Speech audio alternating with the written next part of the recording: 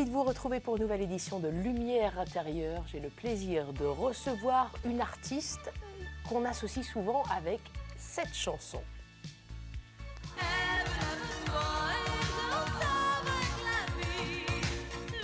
Vous l'avez sans doute reconnue, c'était la chanson de 1986, Ève, lève-toi. Et c'est Julie Pietri que nous recevons, l'interprète de ce hit des années 80. Et l'auteur. Et l'auteur de cette belle chanson. Est-ce que ça vous agace pas, ça vous ennuie pas un petit peu d'être à chaque fois renvoyé à ce titre phare? Non, je suis ravie parce que, au fond, c'était un peu mon hymne à moi de libération de la femme, de la condition féminine, etc. Donc je préfère que ce soit plutôt celle-ci qui soit restée dans le cœur et la tête des gens qu'une autre de mon répertoire. Rien n'est agaçant quand on a des succès et quand on est populaire, vraiment rien. Et c'est l'une de vos chansons préférées aussi? Oui, parce que j'ai désiré cette quelque chanson chose. de tous mes voeux. Voilà, il y avait un espèce de mélange dans la mélodie que j'avais voulu entre les cultures orientales et occidentales, puisque je suis née à Alger. On en parlera. Puis, voilà, et puis ce côté libération de la femme, femme reste debout, je trouve ça beau. Bien sûr. Alors, entre-temps, il y a eu bien d'autres chansons, d'autres albums, dont un nouvel album, le 8e, qui vient tout juste de sortir. Il est dans les bacs et dans les plateformes. Oui. Origami, c'est son titre. Une dizaine de titres inédits pour cet album. Je vous propose d'écouter le premier titre qui s'appelle « Les hommes qui pleurent ». Mais où se cachent les hommes qui pleurent?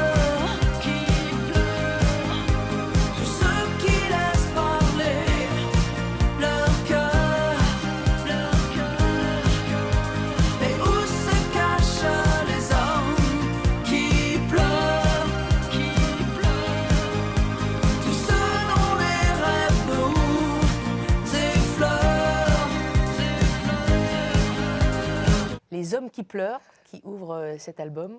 Pourquoi les hommes qui pleurent? Pourquoi ce titre-là? Alors, c'est évidemment, tout est voulu dans ce que j'écris. J'ai coécrit ce titre avec mon co-auteur Xavier Ernaud.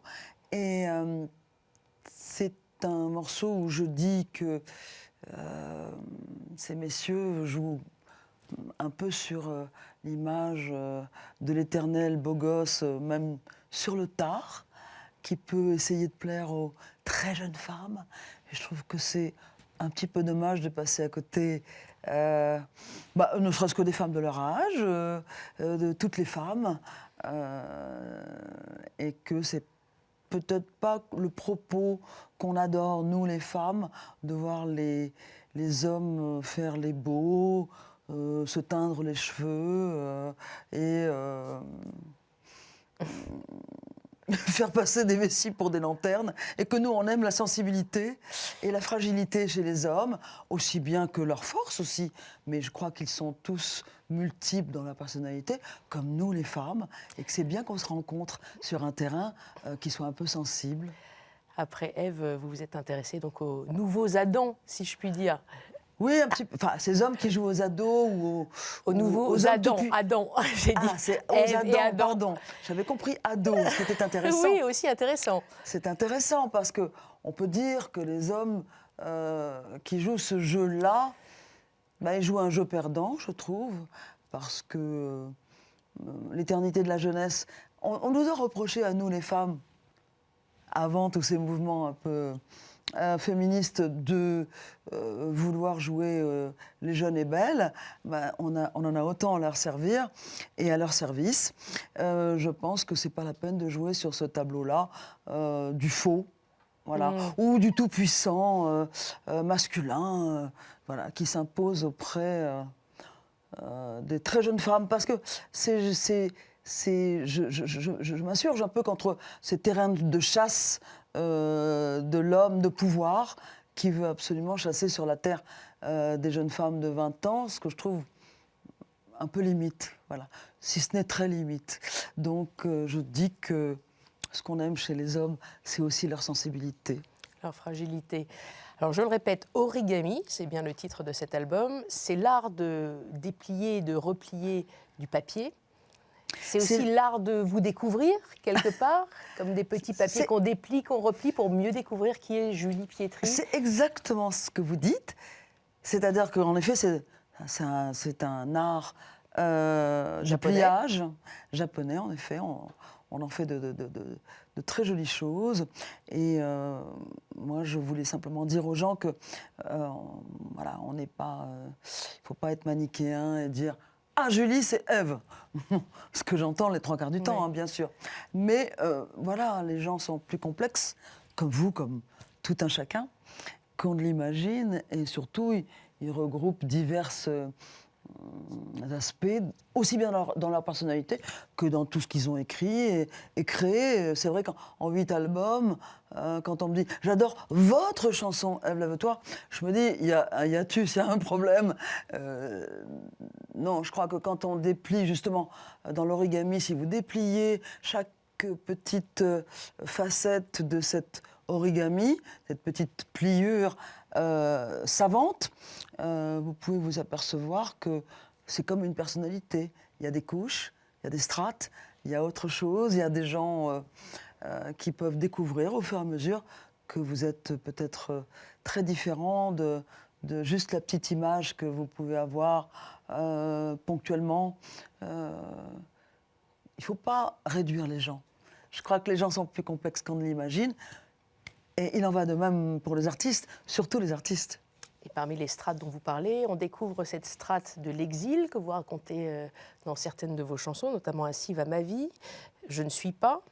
Votre fille aussi, qu'on découvre. Est-ce que c'est elle d'ailleurs, l'étoile? Je me suis interrogée, ou peut-être pas justement, et Jamais loin. Voilà, ça fait partie des titres que j'ai entendus. Dites-moi.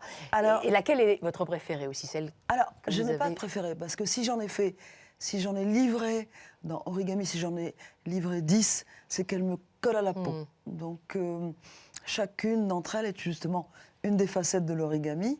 Et peut-être celle qui me définit le mieux, c'est Je ne suis pas. Parce que je dis la vérité, ma vérité. En effet, je parle d'exil, puisque je suis née en Algérie et que je suis rentrée à l'indépendance avec ma famille.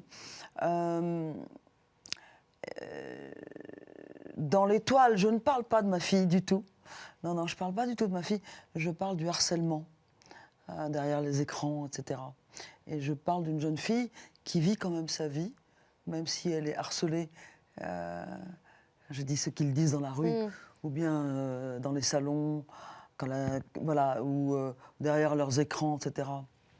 Il y a le « elle » qui revient souvent et que vous êtes très proche de votre fille, Manon. Oui, on aurait pu mais je penser, voulais peut-être. absolument dans l'étoile parler du drame du harcèlement, parce que j'ai dédié cette chanson à la jeune fille Dina qui s'est pendue. Je vais être très dure, mais c'est ça. C'est ces jeunes filles qui sont poussées à bout par le harcèlement. Et je trouve ça absolument abominable. Et je pense qu'il faut s'en défendre. Et je dis dans cette chanson que cette jeune fille s'en fout et continue à rêver sa vie et à aimer la musique. Et voilà, des musiques plein la tête. Elle continue sa quête. Donc finalement, il ne faut pas se laisser aller à la dépression. Être sûr de ce qu'on porte en soi et de la flamme qu'on a. Et il faut lutter même seul et croire en ses rêves. Et c'est un hommage aux femmes, cet album, vous venez de le dire. Elles sont très présentes. Elles sont présentes toujours dans ce que j'écris. Elles ont toujours été très présentes. Moi, je crois que je suis une femme artiste. Et ce que j'ai envie d'évoquer, c'est en effet le monde des femmes et la sensibilité des femmes, leur diversité, leur force, leur faiblesse. Je crois que je suis bien placée pour le faire, parce que je suis une femme, donc j'ai vécu toute une vie dans ce métier de la musique, et donc j'ai envie, en observant mes sœurs, de livrer ce que je ressens de cette sororité, oui. On va en reparler d'ailleurs de cette lignée féminine quand même même chez vous, dans votre famille, qui est importante. Une lignée, oui. Par exemple, votre prénom, Julie, Juliette, ça vient de votre arrière-grand-mère. Non, de ma grand-mère. De votre grand-mère, pardon. Absolument, absolument. Paternelle, qui s'appelait Juliette, qui a elle-même appris le nom de Julie par la suite. Alors, j'ai une grande admiration pour ma... J'avais une grande admiration, je la porte toujours en moi, pour ma grand-mère, donc la maman de mon père. Parce que votre vrai prénom, c'est Nicole, pour rappeler voilà. aux téléspectateurs, oui. Donc, moi, on m'a appelée Nicole, en effet, mais mon deuxième prénom, c'est celui de ma grand-mère paternelle, et donc c'est Juliette. Et j'ai toujours observé ma grand-mère, qui était une superbe artiste, sans le vouloir. Elle avait une âme artistique. Et c'est une femme qui faisait de la décoration, qui peignait, qui faisait des émaux, qui allait les vendre chez les antiquaires, que j'observais toute la journée et qui m'inspirait toujours. Je l'ai beaucoup observée depuis que je suis petite. Je la regardais faire, je la regardais peindre, je la regardais... C'était incroyable. Je la regardais faire d'un rien quelque chose de fou, aller chez les antiquaires, nous amener voir un château, dire les enfants maintenant, on va acheter des bouquins, on va chez les antiquaires, on va... C'était une femme toujours en marche, qui était d'un autre temps, où c'était pas la mode du tout d'être comme ça. C'était plutôt femme au foyer, plutôt. Et elle était toujours en marche. Elle allait faire des courses avec ça. Je me souviens, à l'époque, elle avait une 4 chevaux quand j'étais petite. Donc c'était extraordinaire. Et j'ai toujours vu ma grand-mère signer ses tableaux de son nom de femme mariée, donc Pietri, et de son nom de jeune fille, puisqu'elle s'appelait Morer de Sarraton. Et donc, elle signait Julie, puisqu'elle ne voulait pas signer Juliette, Julie de la Maupière, Morer de Sarraton, Pietri. Donc, moi, j'étais là, je regardais, je me disais, mais elle est incroyable, cette femme. J'étais toujours inspirée. Et je me suis dit que je prendrais... Enfin, dès que j'ai eu 14 ans, on m'a déjà appelée Julie. Parce que j'étais tellement admirative de cette femme que je voulais qu'on m'appelle Julie. Voilà. Donc, tout de suite, c'est déjà le deuxième prénom, Juliette, qui a été mon prénom de prédilection, avant même d'être artiste, hein. Mais on m'appelait déjà Julie. On passe à la deuxième partie de cette émission. On va ouvrir et déplier d'autres origamis avec vous. Je vais m'éclipser. Je vous propose 4 mots et vous allez donc les déplier pour nous. À tout de suite.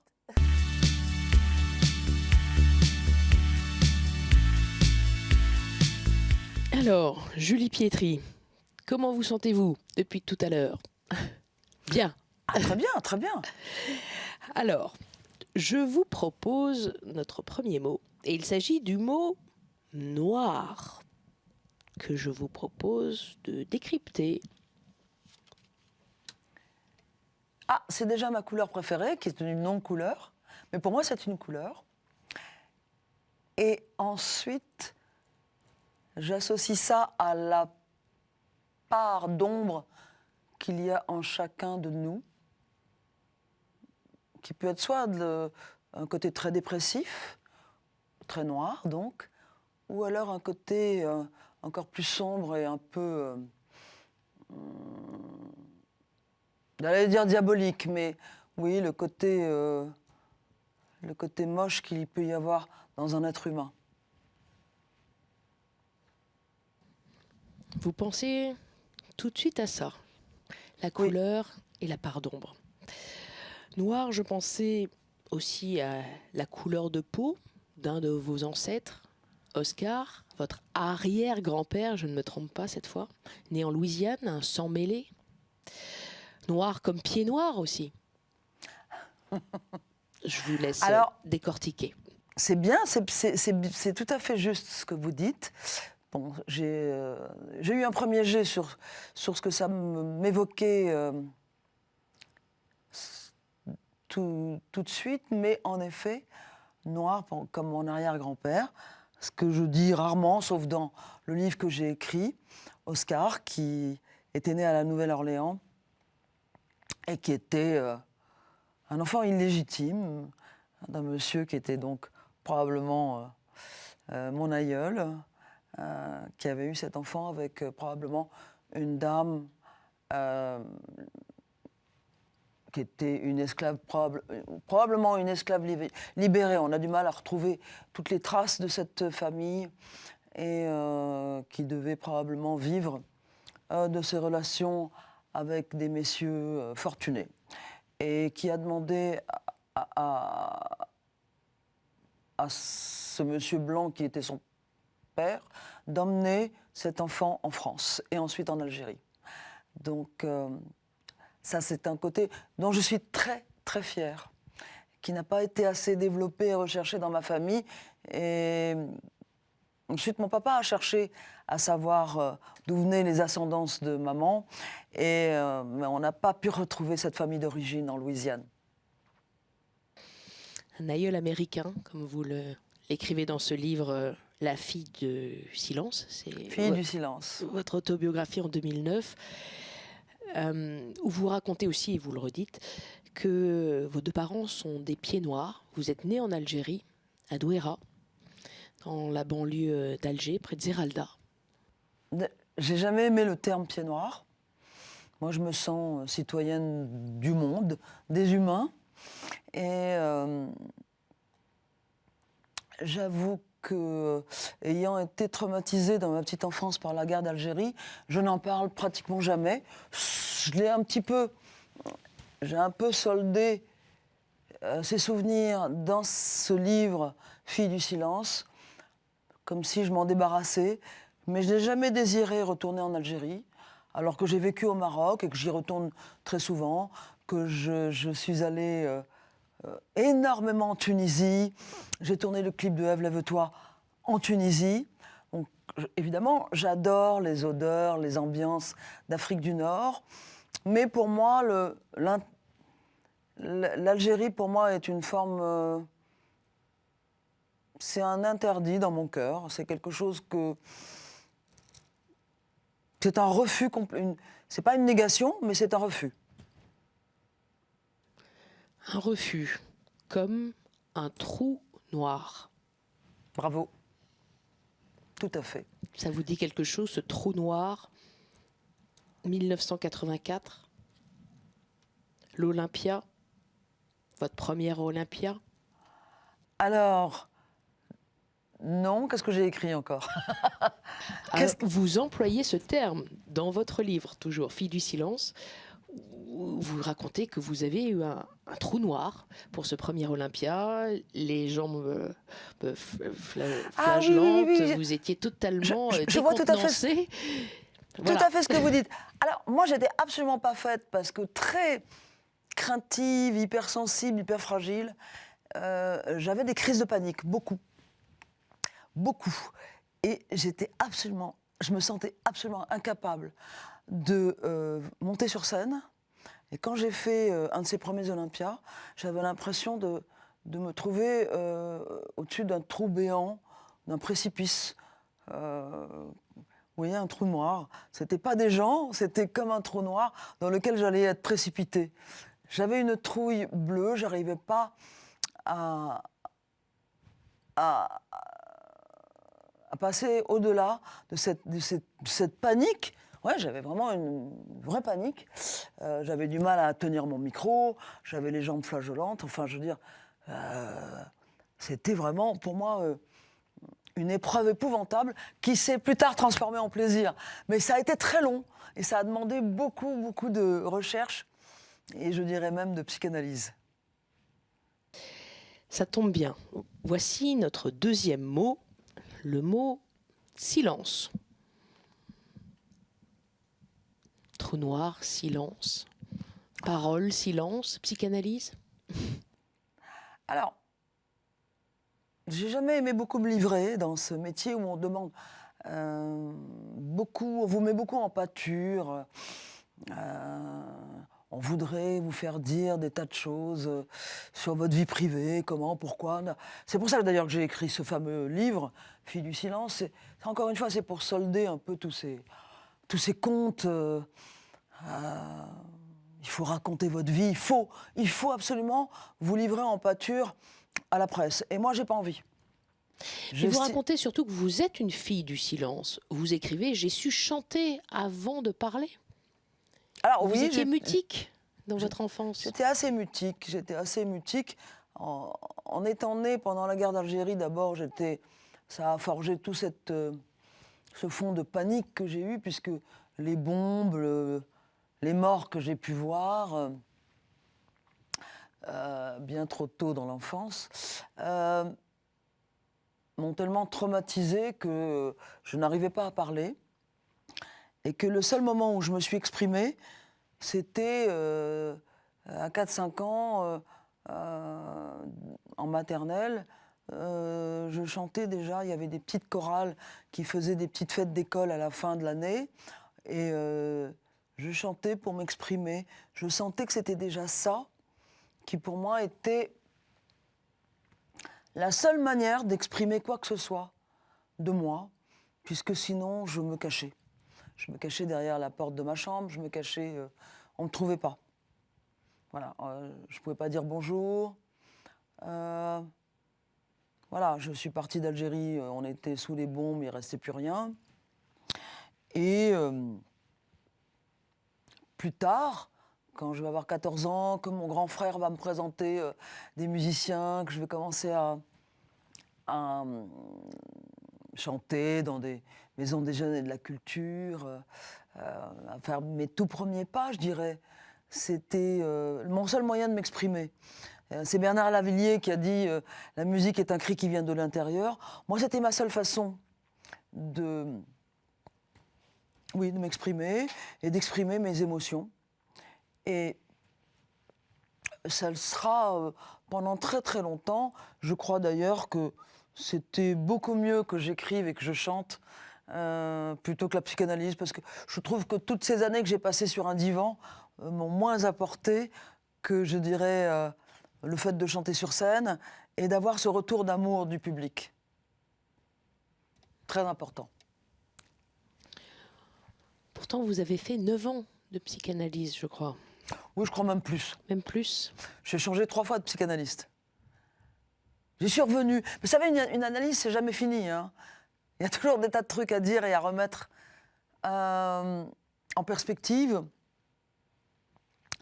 Mais au fond, je crois que quand j'écris que je participe à l'écriture, quand je retrouve une nouvelle équipe et que j'enregistre et que je produis moi-même un album comme celui d'Origami, qui est donc mon dernier album, je me soigne plus.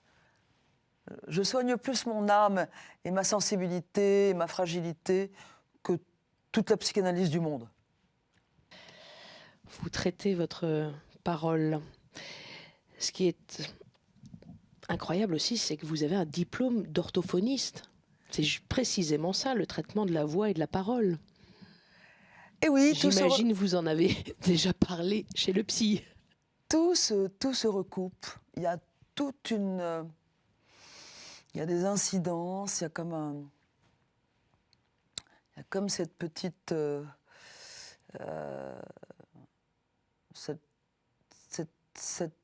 cette chose qui me suit, qui est la non-parole, la parole, la voix, donner de la voix, etc., qu'on retrouve y compris dans mes études d'orthophoniste. En effet, je suis orthophoniste, et ce qui m'intéressait, en effet, c'était tous les problèmes de phoniatrie, de cordes vocales, de voix, de transmission, de discours. Et oui, ça me poursuit depuis que je suis petite. Retrouver une voix, une parole face au silence. Le silence de la mère, surtout aussi. De votre maman, Denise. Oui. Mais bon...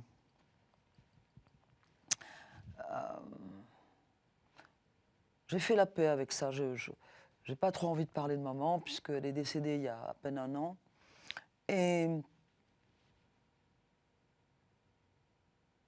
elle était une parfaite incarnation du silence familial. Elle est née et sa maman en est morte. Donc ma grand-mère est morte à 29 ans. des suites d'accouchement et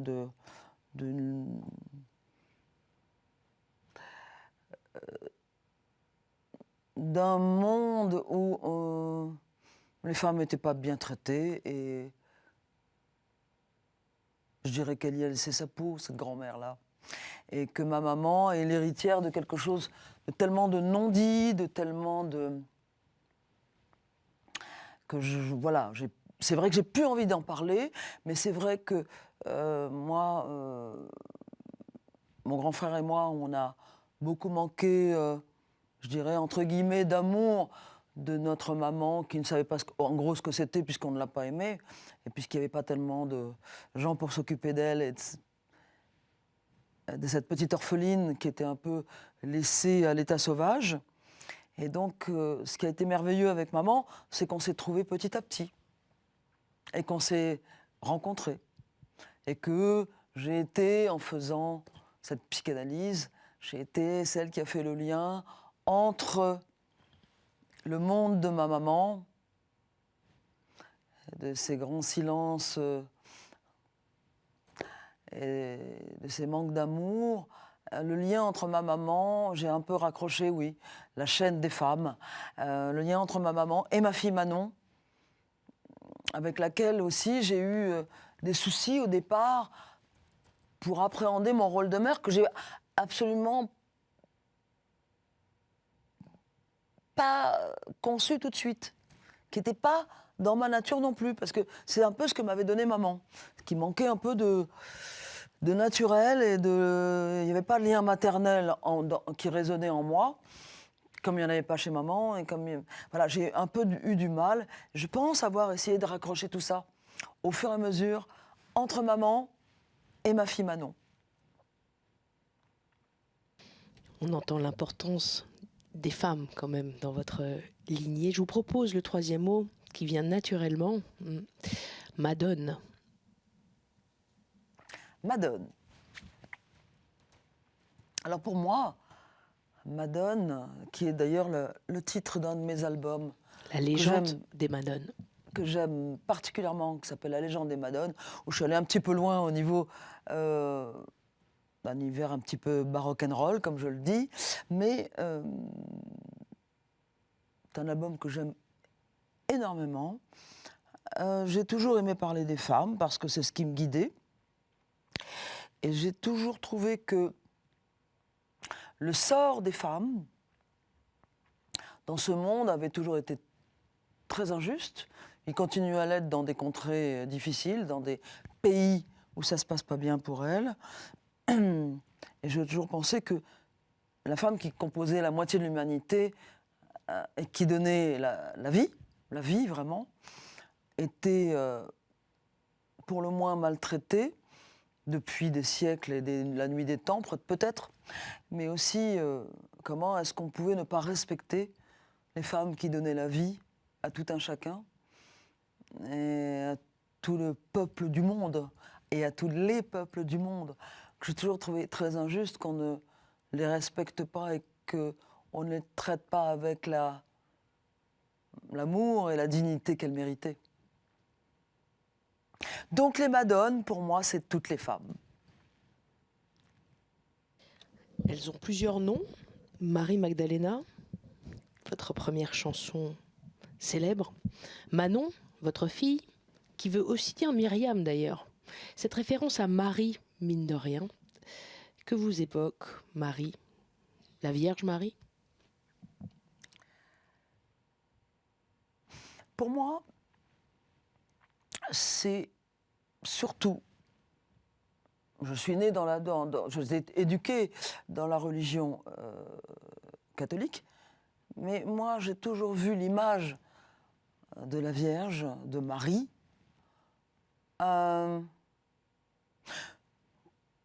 comme justement toute l'histoire des femmes, c'est-à-dire que la femme est protectrice, elle donne la vie, elle protège, c'est elle qui souffre au pied de son fils, finalement. J'aime cette image-là. Voilà, dans tout ce que j'ai appris des évangiles, etc. je suis peu intéressée par les dogmes dans cette religion. Et je suis intéressée par les symboles, parce que ça représente. Et pour moi, Marie a une place extrêmement importante pour moi, parce qu'elle protège, parce qu'elle est toujours là, comme les femmes sont souvent toujours là. Et je pense qu'elle est aussi très intelligente et très bonne conseillère. Voilà ce que ça représente pour moi. Et c'est une madone, en effet. Et donc, je pense que dans chaque femme, il y a cette image de la femme protectrice ou conseillère ou très belle aussi, une femme féminine, qui est à respecter, qui est à aimer. Et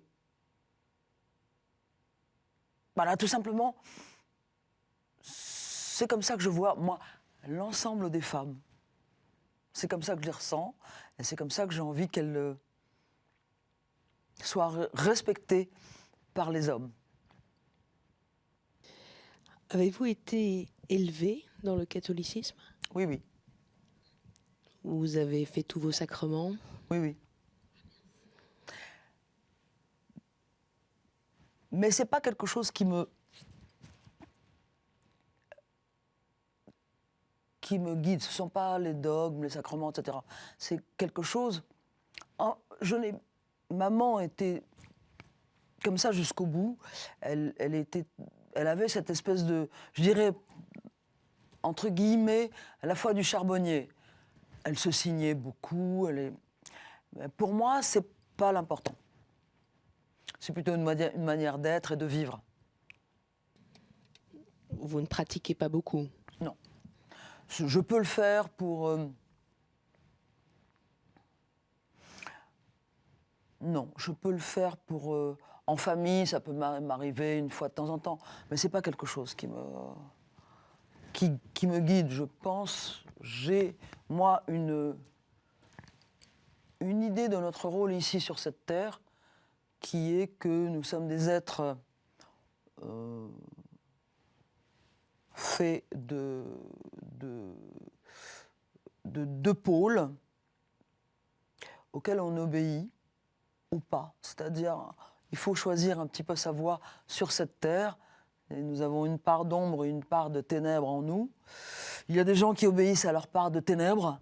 Moi, je préfère essayer de tendre vers ma part de lumière et de progresser. On va y tendre. Juste une dernière petite question, puisque vous évoquez votre mère. Elle était chez les religieuses, chez les sœurs. Elle n'y est pas restée longtemps, elle a demandé à partir. Elle a été entendue. Ça, vous n'étiez pas chez les sœurs, vous? Non, pas du tout. Donc vous aviez... Pas du tout. Pas ce vécu-là? Non, j'ai pas ce vécu-là. J'ai passé, encore une fois, mes communions, etc. C'était pas... Non. J'ai pas du tout été dérangée par ce qu'on m'a enseigné. Il y a plein de choses qui sont très belles dans les évangiles, dans l'Ancien Testament, le Nouveau. C'est pas... Maman a été un peu choquée par le fait que... après, chaque expérience est différente.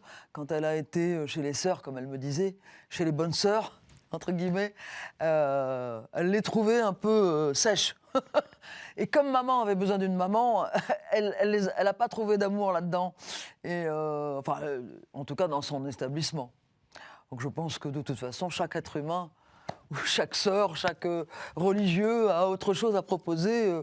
Après, encore une fois, pour moi, c'est l'être humain qui compte. C'est-à-dire, est-ce que vous obéissez à une part d'ombre, à une part de lumière qui est en vous? Est-ce que vous avez envie de donner ou pas? Alors justement, vous parlez de lumière. Je vais vous parler de paix pour notre 4e et dernier mot.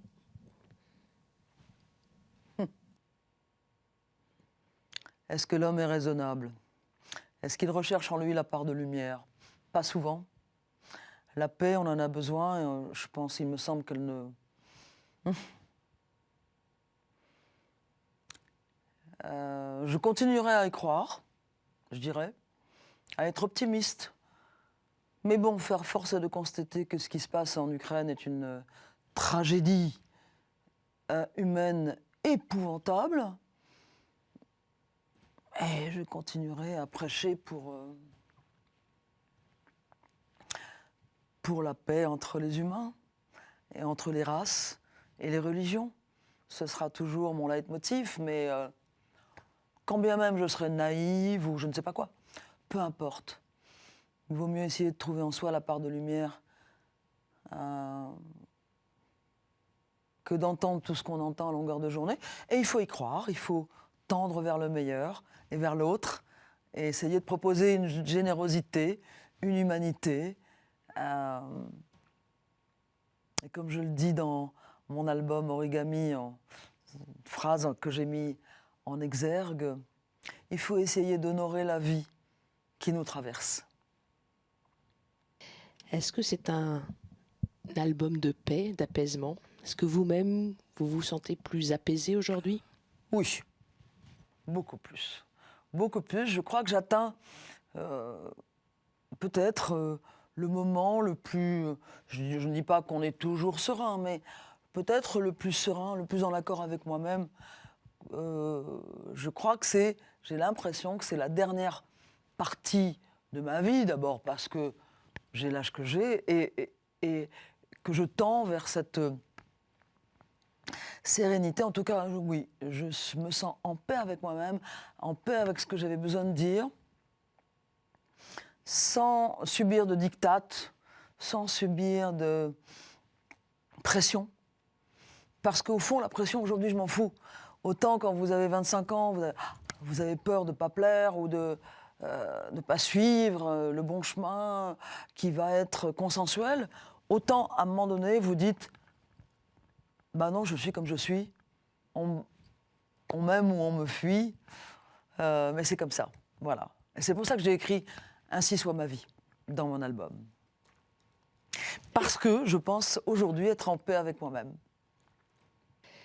Parce que c'est vrai que dans votre livre, Fille de lumière, Fille du silence, pardon, Fille de lumière, quel lapsus. Vous écrivez « Je suis entrée en musique comme on rentre en guerre ». C'est l'une de vos premières phrases. Et ce vocabulaire belliqueux est assez récurrent. Vous avez beaucoup changé. Oui, j'ai beaucoup changé. Vous étiez une guerrière, ce que vous n'êtes plus, peut-être.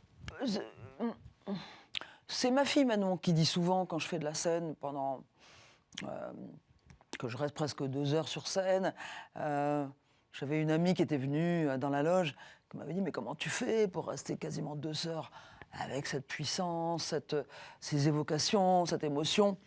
Comment tu fais pour tenir le choc, pour tenir physiquement, vocalement, émotionnellement ?» C'est ma fille qui a répondu, mais c'est parce que maman est une guerrière. Et j'avais trouvé ça assez beau. Au fond, aujourd'hui, ce que je suis aujourd'hui, je crois que j'ai soldé ces comptes-là. C'est-à-dire que je ne suis plus du tout en état ni de guerre, ni de combat. Et en effet, dans Fille du silence, j'ai beaucoup parlé de mes combats pour m'en sortir, pour vivre de ma musique, de ma voix, dans un métier extrêmement sexiste, très anti-féminin. Je n'en suis plus du tout là. J'ai soldé tout ça. Tout ça est fini. J'ai passé un cap et j'en suis très heureuse. J'arrive à un moment de relative sérénité avec ma sensibilité et ma fragilité qui sont quand même intactes puisque je suis artiste. Mais voilà, je pense que je me suis trouvée vraiment. Vous avez trouvé une paix intérieure. Vous pratiquez la méditation, j'ai lu. C'est vrai ? Oui, je pratique la méditation tous les jours. Je m'y suis mise au moment où ma maman était au plus mal et où j'avais du mal à tout gérer. Et ça m'a beaucoup aidée. Je pense que la méditation aide à trouver mon intériorité, à me redonner du calme par voilà, le fait que je sais que je respire et que j'en prends conscience, donc j'ai moins, justement, je n'ai plus ces crises de panique où j'avais du mal à respirer. Et aujourd'hui, en effet, la méditation m'a beaucoup posé, m'a beaucoup donné... ça me met en rapport avec mon intériorité, avec une forme peut-être de spiritualité. Je n'en sais rien, mais c'est vrai que j'en ai besoin tous les jours. Enfin, j'en ai besoin. Ça me porte vers une espèce de, d'où votre dernier mot, de paix intérieure qui me convient tout à fait. Voilà.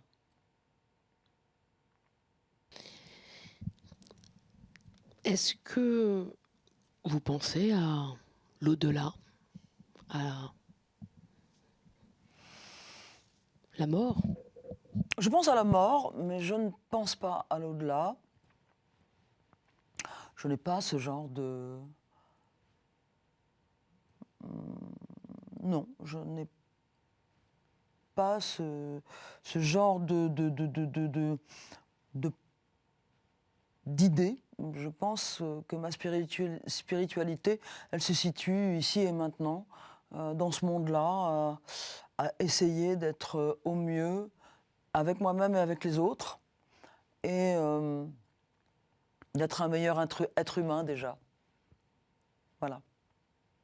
Une spiritualité vivante et généreuse. Merci beaucoup, Julie Pietri. Je reviens auprès de vous pour la dernière partie. À tout de suite.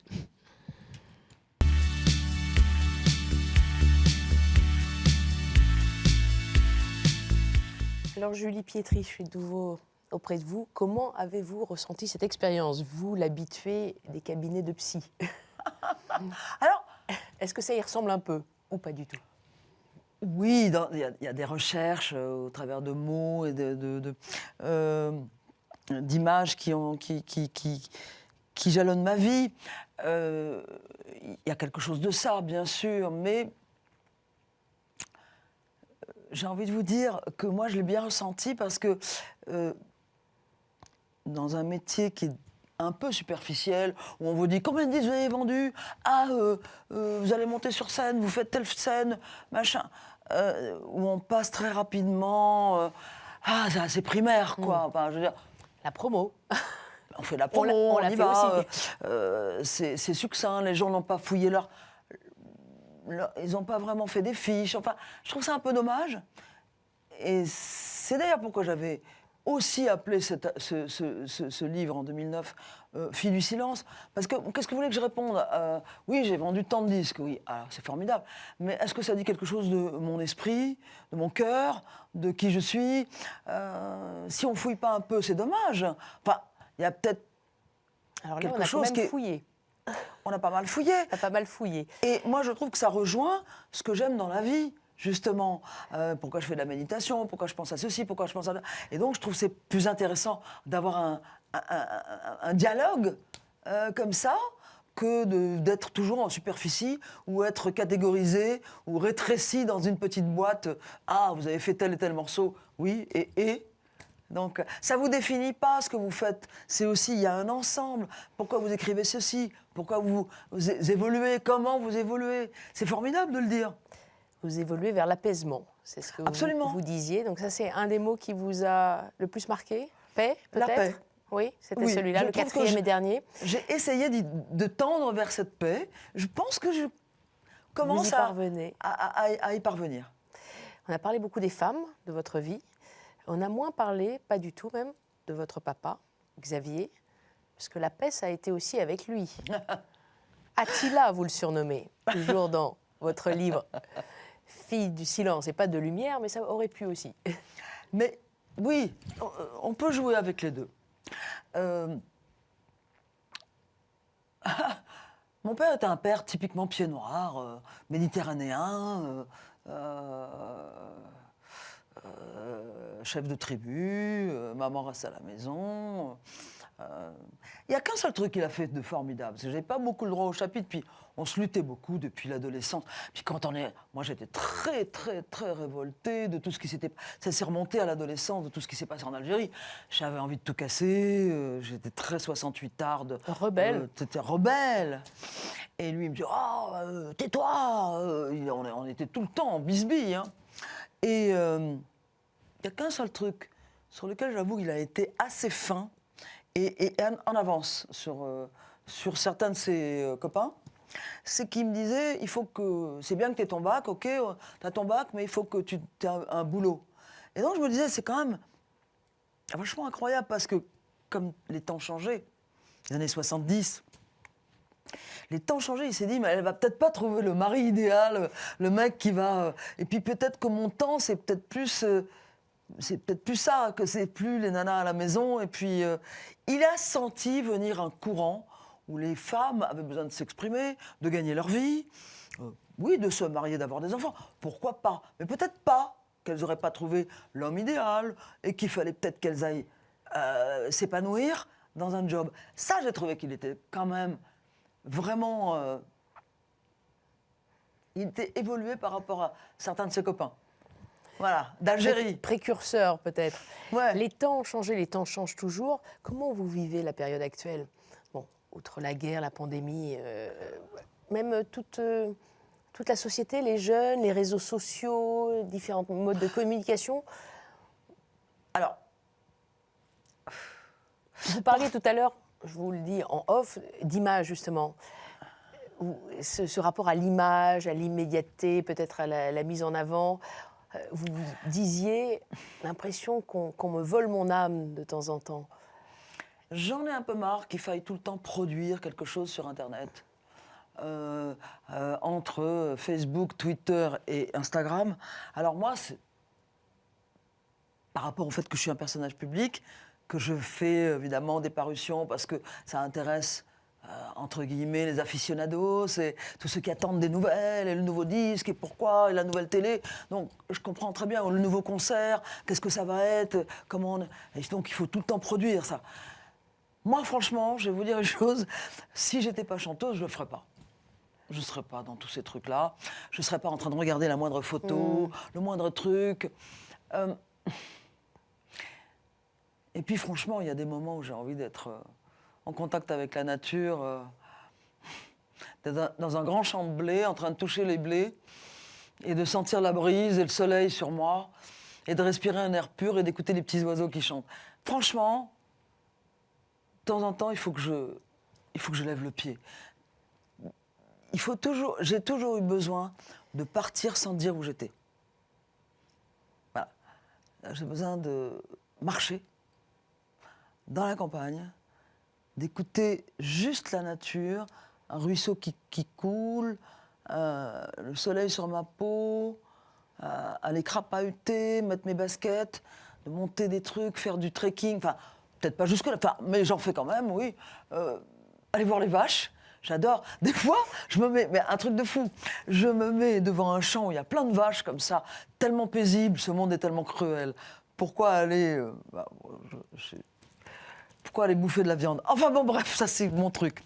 Vous êtes végétarienne? Je ne mange pas de viande, oui. Je mange des œufs, je mange de temps en temps du poulet, s'il est bio et encore, bon. Et... Bon, beaucoup de poissons, beaucoup de légumes, beaucoup de... Voilà, mais... Flexitarienne, dit-on aujourd'hui. Comment? Oui, c'est ça. Et quand je me balade des fois dans cette campagne magnifique, je suis en Bretagne, en Normandie, dans le sud, ça dépend, en Afrique du Nord, etc. Et des fois, je me balade dans la campagne toute seule, je chante à tue-tête, je suis là. Et des fois, je suis devant un champ où il y a des vaches. Elles sont très curieuses, les vaches. Elles viennent, elles vous écoutent, elles arrivent. Elles arrivent pour vous écouter chanter. Je trouve ça génial. À la limite, je trouve que ça vous met dans une paix extraordinaire. Regardez un lézard courir. Mais moi, j'ai besoin de ce silence. Pas besoin de faire attention à son image. Pardon? Pas besoin de faire attention à son image, non. Justement, les apparences. Non, je me marre. Puis on je s'en parle fiche toute de seule. tout ça. Voilà. Je parle toute seule, je chante. Retour à la nature. Ah non, mais moi je suis plutôt faite comme ça. Hein. C'est génial. Et en effet, on lâche un peu l'image. Ou l'étiquette, ou ce qu'on plaque sur l'autre. Oui, puis j'ai besoin, moi, de me retrouver. J'ai besoin de ce calme-là. J'ai besoin de la campagne. En tout cas, on le découvre un petit peu dans Origami, qui permet justement de déplier, de mieux vous connaître, mieux vous découvrir. Ouais. Merci beaucoup, c'est le titre de votre dernier et 8e album, Origami, dans les bacs, tout juste, et bientôt vous partez en tournée. Voilà. Donc, à la Nouvelle Ève, en décembre, il faut attendre encore un petit peu. Le 15 décembre, à Paris. Absolument, Voilà. à la Nouvelle Ève. Je pense qu'il va y avoir une deuxième date parce que ça a beaucoup de succès. Voilà. Donc, tant mieux, et j'en suis récompensée. Je suis tellement heureuse de ça et de ce rapport avec le public, avec les aficionados, avec ceux qui m'aiment beaucoup. Franchement, j'ai beaucoup de chance. Beaucoup. Voilà. Et c'est une chance pour nous aussi. Merci beaucoup, Julie Pietri. Merci à vous derrière vos écrans. Comme vous le savez, vous pouvez retrouver cette émission sur ktotv.com. À la semaine prochaine.